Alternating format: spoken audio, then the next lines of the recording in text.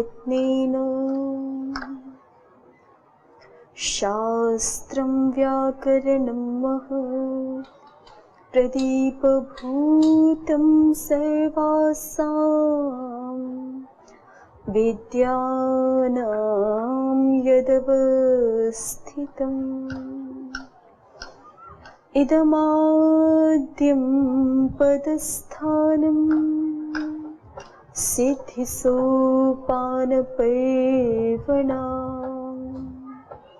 इयं सा मोक्षमाणानाम् अजिह्मा राजपद्धतिः रूपान्तरेण ते देवाः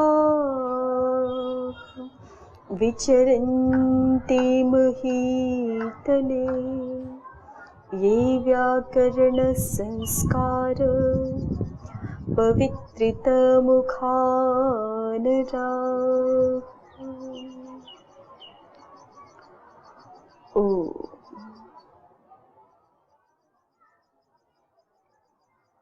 ए ओंग सूत्र देखिए। ए ओ इत्येतौ वर्णौ उपदिश्य अन्ते गकारमितं करोति प्रत्याहारार्थम्। सूत्रार्थ है ए ओ का उपदेश कर रहे हैं आचार्य और अंत में इत संजक गकार वर्ण को रखा है किसके लिए? प्रत्याहारार्थम, प्रत्याहार बनाने के लिए। तस्य ग्रहणम भवति एकेन, उस इत संजक गकार का एक के साथ, एक वर्ण के साथ ग्रहण होता है। एंगी पर रूपमिति एकारेण, किसके साथ? तो कहा केवल एकार के साथ। एंग ये प्रत्याहार बनता है ना, जैसे एंगी पर रूपम आदि में प्रयोग है। सूत्रार्थ तो स्पष्ट है ना। टीकाएं देखिए। न्यासकार ए ओंग पर पूर्वांश्चैति नोक्तम पूर्वैरस्य ग्रहणासंभवात्। जैसे रील ऋक सूत्र में कहा था ना, रील री इतेतौ वर्णौ उपदिश्य पूर्वांश्च, रील री का उपदेश करके और साथ में पूर्वों का भी उपदेश करके। यहाँ पे ऐसे पूर्वांश्च नहीं कहा। क्यों नहीं कहा? तो उसका हेतु दे रहे हैं क्योंकि इस गकार का किसी पूर्व वर्ण के साथ ग्रहण नहीं होता। जैसे वहां रील रिक के ककार अनुबंध का तो पूर्व वाले अ के साथ, ई के साथ, उ के साथ ग्रहण होना था, है ना। अक, इक, उक सारे बनते हैं ना, लेकिन इसका तो ग्रहण नहीं होना पूर्वों के साथ, तो इसलिए यहाँ पे पूर्वांश नहीं कहा। और असंभवात क्यों कहा है? संभव तो है लेकिन आचार्य ने प्रयोग नहीं किया है ना। उसी प्रत्याहार को हम बनाएंगे ना यहाँ पे जो आचार्य ने प्रयोग किया शास्त्र में प्रयोग नहीं हुआ, तो इसलिए ग्रहण को असंभव कह रहे हैं। पूर्वांश्चेति नोक्तम पूर्वैरस्य ग्रहण असंभवात, पूर्व वाले वर्णों के साथ इसका ग्रहण असंभव होने से। ठीक है, आगे देखिए। अत्र षिद्भिदादिभ्योंग इत्यत्र अकारेण अस्य कस्मात् ग्रहणं न भवति। अब कोई प्रश्न कर रहा है कि आपने तो कहा कि पूर्वांश इसलिए नहीं कहा क्योंकि पूर्व वर्णों के साथ इसका ग्रहण असंभव है, लेकिन हमें तो अष्टाध्यायी में अंग ये शब्द सुनाई पड़ रहा है ना। अंग षिद्भिदादिभ्योंग, अंग है ना ये अंत में सूत्र में, तो ये वाला अंग प्रत्याहार क्यों ना मान लिया जाए? अ से लेकर के गकार तक ये प्रत्याहार है, ऐसा क्यों ना मान ले? ऐसा जिज्ञासु प्रश्न कर रहा है। अत्र षिद्भिदादिभ्योंग इत्यत्र अकारेण कस्मात् ग्रहणं न भवति यस्य। तो उसका उत्तर कुछ लोग देते हैं, देखिए। तत्र केचिदाहुः आदिरन्त्येन सहेत इत्यत्र अणुदिस् सवर्णस्य च प्रत्ययः इत्यतो अप्रत्यय ग्रहणम् अनुवर्तते।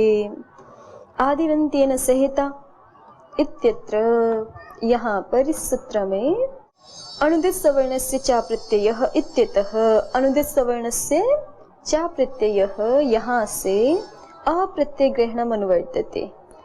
अप्रत्यय इस शब्द की अनुवृत्ति है, तो तेन अयम् अर्थः, कहाँ पे किसकी अनुवृत्ति है?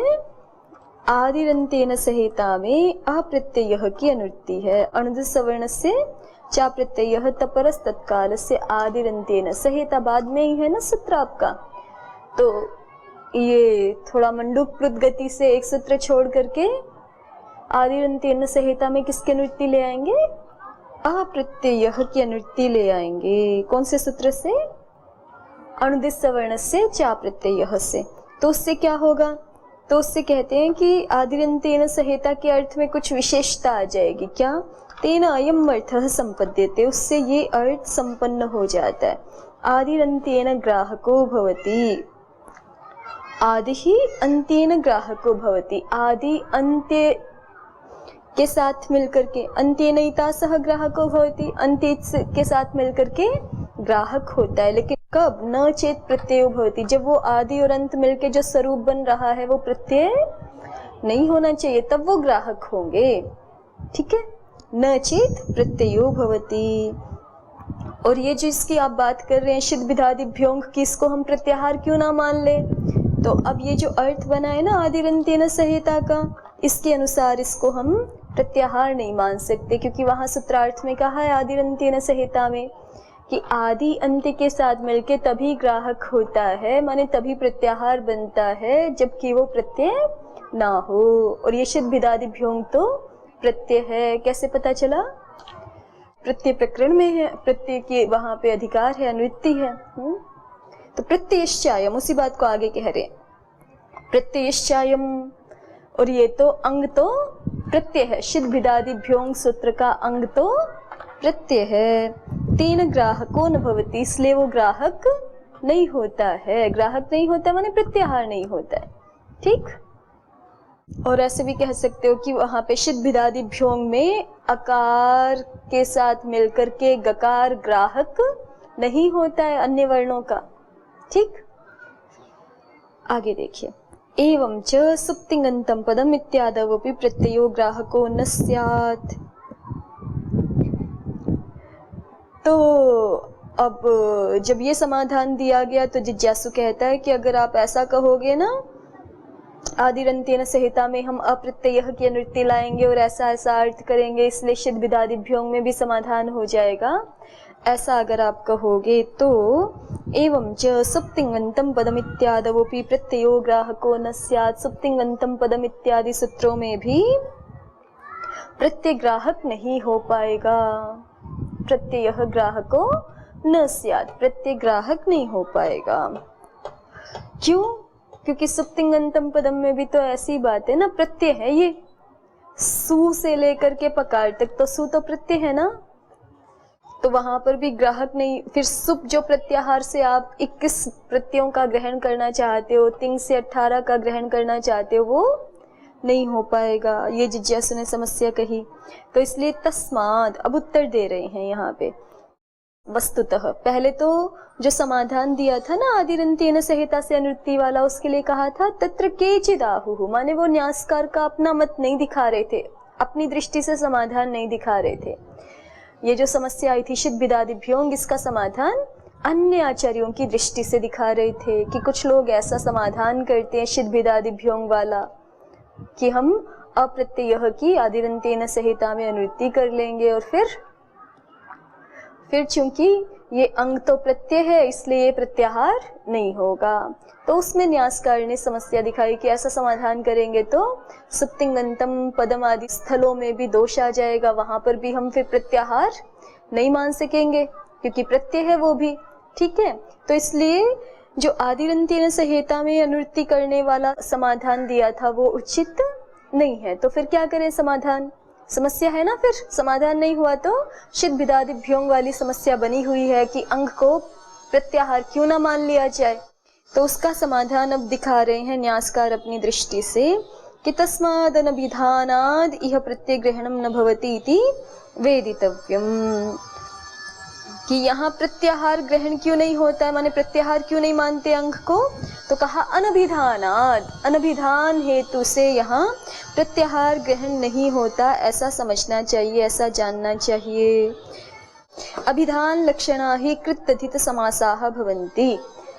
कृत तद्धित और समास अभिधान लक्षण वाले होते हैं, केवल लक्षण वाले नहीं होते। किस लक्षण वाले होते हैं?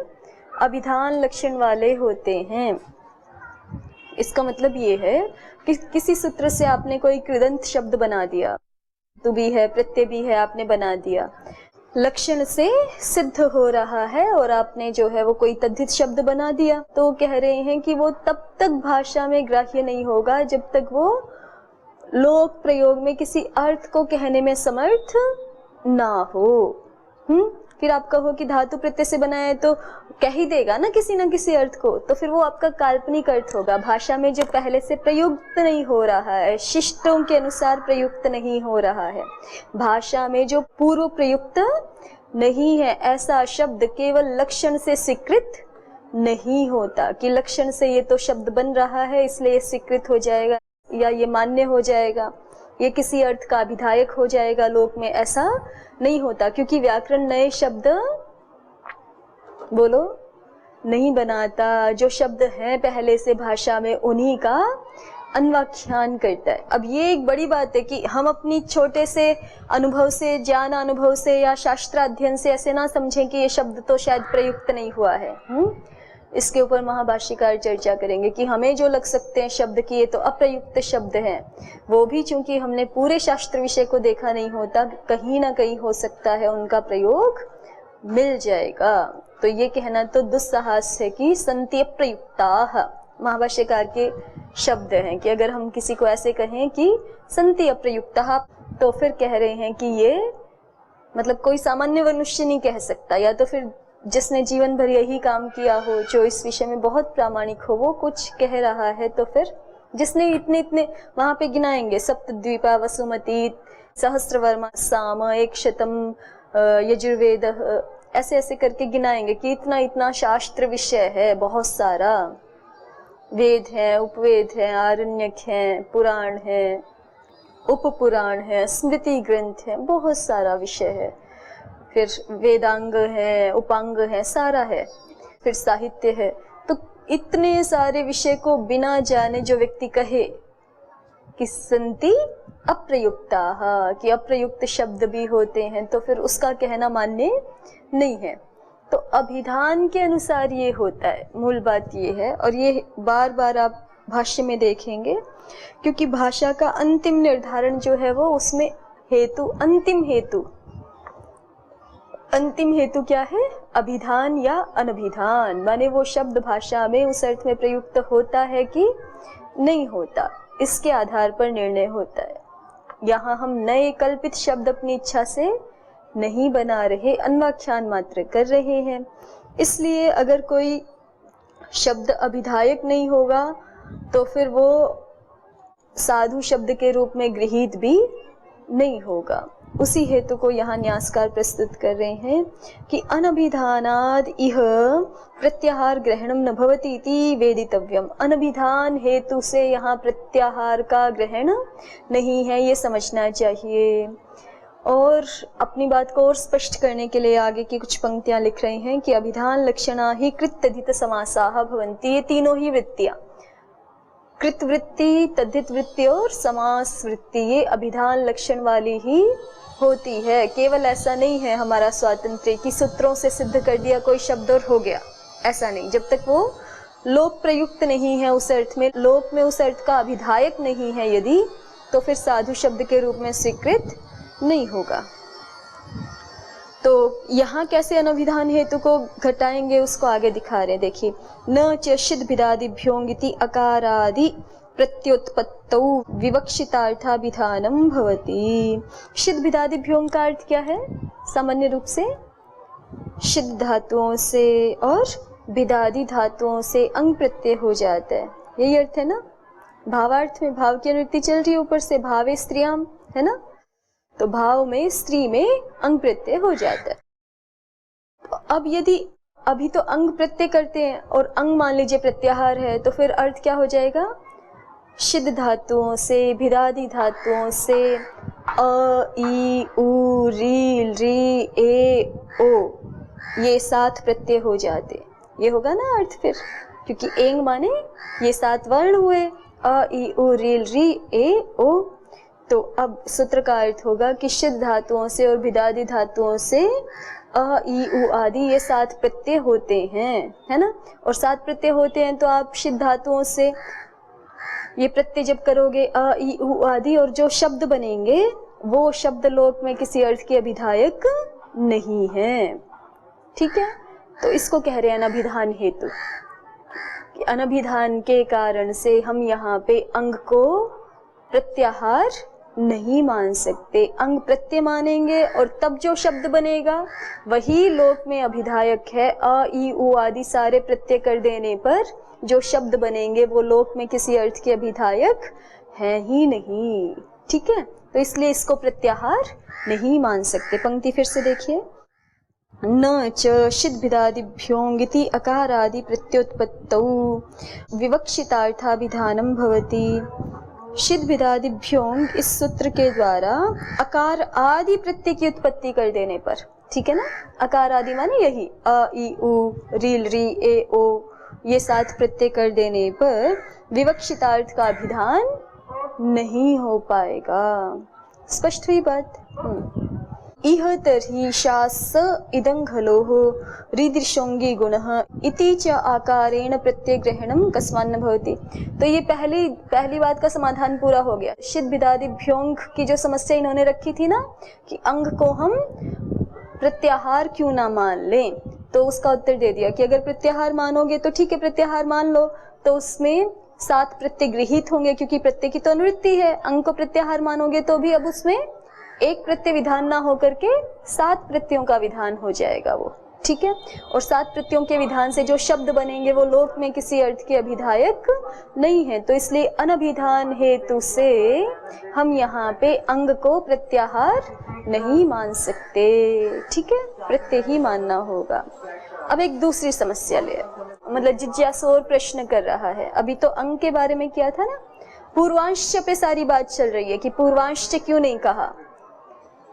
तो कहा था कि असंभव है, पूर्व वाले वर्णों से यहाँ प्रत्याहार बनाया नहीं है। तो जैसे अंग पे प्रश्न किया ना कि अंग प्रत्यय को प्रत्याहार क्यों ना मान ले, ऐसे ही अभी इनको और दिख रहे हैं आगे कुछ उदाहरण। तो अग्रिम उदाहरण दिखा रहे हैं, देखिए पंक्ति। इह तर्हि शास इदं खलोः रीदृशोंगी गुणः इति च आकारेण प्रत्याहार ग्रहणं कस्मान्न भवति। शास इदं खलोः सूत्र में अंग सुनाई पड़ रहा है ना आपको, शास इद अंग खलोः। सूत्र का अर्थ सामान्य रूप से क्या होता है, शास के उपधा को इकार आदेश हो जाता है। इत माने और उपधाया ऊपर से आ रहा है, उदुपधायाश्च गोह सूत्र है ना। शास इदं खलोः में अनिदिताम हल उपधायाः किंगिति सूत्र से उपधायाः की अनुवृत्ति आ रही है। तो सूत्र का अर्थ होता है शास की उपधा को इत इकार आदेश हो जाता है। अंग हलोः अंग प्रत्यय के परे रहते और हलादि के परे रहते। प्रत्यय ही होगा क्योंकि अंग से प्रकरण चल रहा है, तो हलादि प्रत्यय के परे रहते और अंग प्रत्यय के परे रहते। तो सामान्य रूप से तो अर्थ ये है, लेकिन अब यहाँ जिज्ञासु को प्रश्न हो रहा है कि इस अंग को, शास इदं खलोः वाले अंग को हम प्रत्याहार क्यों ना मान ले, ठीक है। तो प्रत्याहार मानेंगे तो यहाँ भी वही अर्थ होगा, अकार आदि प्रत्यय के परे रहते, इकार आदि प्रत्यय के परे रहते, उकार आदि प्रत्यय के परे रहते, है ना। ऐसे 7 जो अ ई उ आदि वर्ण है सारे गृहीत होने लग जाएंगे। तो ये जिज्ञासु ने प्रश्न कर दिया, इह तर्हि शास इदं खलोः रीदृशोंगी गुणः। और यही प्रश्न कहाँ पर भी किया है, रीदृशोंगी गुणः पर भी किया। रीदृशोंगी गुणः में रिवर्णांत धातुएं और दृश्य धातुएं उनको अंग प्रत्यय के परे रहते गुण करते हैं ना, उनको अंग प्रत्यय के परे रहते गुण करते हैं। तो इस अंग को भी हम प्रत्याहार क्यों ना माने, ये जिज्ञासु प्रश्न कर रहा है। इह तर्हि शास इदं खलोः रीदृशोंगी गुणः इति च अकारेण प्रत्याहार ग्रहणं कस्मान्न भवति। ये अकार के साथ गकार प्रत्याहार ग्रहण क्यों नहीं बन जाता है, तो उसका उत्तर दे रहे हैं। चिण सदृशस्य चंग सदृशस्य चांगो ग्रहणात्, कि इसलिए शास इदं खलोः में इसलिए नहीं कर रहे कि चिण के सदृश का ग्रहण माना जाएगा, और रीदृशोंगी गुण हम इसलिए नहीं कर रहे कि चंग सदृश का ग्रहण माना जाएगा। कई बार सादृश्य से भी समाधान किए जाते हैं ना, कि जिसके जो साथ में है, जिसके जो समान है वो लिया जाएगा। पहले पूरा पढ़िए फिर देखिए आपको पता चलेगा। चिण सदृशस्य चंग सदृशस्य च अंगो ग्रहणात्। क्योंकि यहाँ समाधाता उत्तर दे रहा है कि ये प्रत्याहार इसलिए नहीं है क्योंकि चिण सदृश और चंग सदृश अंग का ग्रहण है। कैसा अंग गृहीत है? जो चिण के समान होगा और जो चंग के समान होगा, ऐसा अंग गृहीत है। शाश इदं हलोः इत्यत्र ही भंजेश्च चिणी इति अनुवर्तते। शाश इदं हलोः में किसकी अनुवृत्ति है? भंजेश्च चिणी की अनुवृत्ति है। रीदृशोंगी इत्यत्रापि नौचंगी उपधाया ह्रस्वः इति, और रीदृशोंगी में भी नौचंगी उपधाया ह्रस्वः से चंगी प्रकरण चल रहा है। यद्यपि सीधी सीधी अनुवृत्ति नहीं हुआ भले ही, लेकिन प्रकरण वो चल रहा है, तो इसलिए कह रहे हैं कि अतो मंडूक प्लुति न्यायेन चंग्रहणेन समानाधिकरणेन अंग विशेष्यते। वास्तव में अभी जो सामान्य अर्थ करते हैं उनमें इनकी अनुवृत्ति नहीं लेके आते चिण की या चंग की, लेकिन इनके सामने एक समस्या विशेष आ गई है ना, उसका समाधान करने के लिए कह रहे हैं कि हम जो है मंडूक प्लुति न्याय से शाश इदं हलोः में भंजेश्च चीनी सूत्र से चीनी की अनुवृत्ति ले आएंगे, और रीदृशोंगी सूत्र में नौचंगी उपधाया ह्रस्वः से चंगी की अनुवृत्ति ले आएंगे। ठीक, फिर अनुवृत्ति लाने से कैसे समाधान होगा कि इसको हम प्रत्यय माने प्रत्याहार ना माने, तो उसको आगे दिखाते हैं। अतो मंडूक प्लुति न्यायेन चंग ग्रहणेन समानाधिकरणेन अंग विशेष्यते। मंडूक प्लुति न्याय से चंग ग्रहण के साथ समानाधिकरण से हम अंग को विशेषित कर देंगे। चंगी अंगी इति ऐसा कर देंगे। न च अंग चंग भवति। देखिए रीदृशोंगी सूत्र के लिए कह रहे हैं अभी कि रीदृशोंगी सूत्र में हम ऊपर से चंगी लेके आए, तो अब सूत्र का अर्थ कर दिया रीदृशः चंगी अंगी, और चंगी अंगी को दो अलग प्रत्ययों के रूप में नहीं संबद्ध कर रहे हैं समानाधिकरण। समानाधिकरण का मतलब होता है जब दो ही शब्द मिलके एक ही अर्थ को कहें, दो या उससे अधिक जितने भी शब्द मिलके एक ही अर्थ को कहते हैं, तब वो समानाधिकरण होते हैं। एक ही अधिकरण के लिए, एक ही आधार के लिए प्रयुक्त, माने एक ही वस्तु के लिए प्रयुक्त जो शब्द होते हैं। तो सामान्य रूप से तो अनुवृत्ति ला के अर्थ ऐसे भी कर सकते हैं कि रिवर्णांत धातु दृश धातु उनको गुण होता है चंग प्रत्यय के परे रहते और अंग प्रत्यय के परे रहते, लेकिन ऐसा संबंध नहीं कर रहे, समुच्चय अर्थ नहीं कर रहे। यहाँ पे चंगी और अंगी का क्या कर रहे हैं?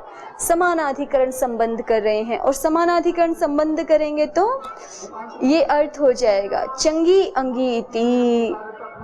चंग विशिष्ट अंग के परे रहते, ठीक है, चंग विशिष्ट अंग के परे रहते। और इसको समानाधिकरण की भाषा में बोले तो चंग जो अंग उसके परे रहते। जैसे हम बोलते हैं सत्पुरुष, तो माने शोभनः पुरुषः, जो शोभना वही पुरुष है ना। तो ऐसे ही चंग जो अंग उसके परे रहते गुण होता है, ऐसा अर्थ कर दिया। अब चंग जो अंग, ये तो बनेगी ही नहीं बात, क्योंकि जो चंग है वो अंग नहीं है और जो अंग है वो चंग नहीं है। इसमें समानाधिकरण कैसे कर दिया? इसीलिए कह रहे हैं कि जब चंगी अंगी ऐसा अर्थ कर दिया, और न च, आगे देखिए, न च अंग चंग भवति, और अंग प्रत्यय चंग नहीं है और चंग प्रत्यय अंग नहीं है। अति विलक्षणत्वात्, उनके बिल्कुल अलग होने से, बिल्कुल भिन्न होने से। तो आप ऐसे कैसे कह रहे हो कि चंग जो अंग उस प्रत्यय के परे रहते गुण हो जाएगा? चंग से तो अंग को विशेषित कर नहीं सकते ना आप। तो इसलिए क्या होगा? तो कहते हैं कि तत्र सामर्थ्याद इव अर्थो गम्यते। तो अब सामर्थ्य से यहाँ पर इव अर्थ की प्रतीति हो जाएगी। चंगी की अनुवृत्ति भी ले आए, चंगी अंगी ऐसा अर्थ भी कर दिया।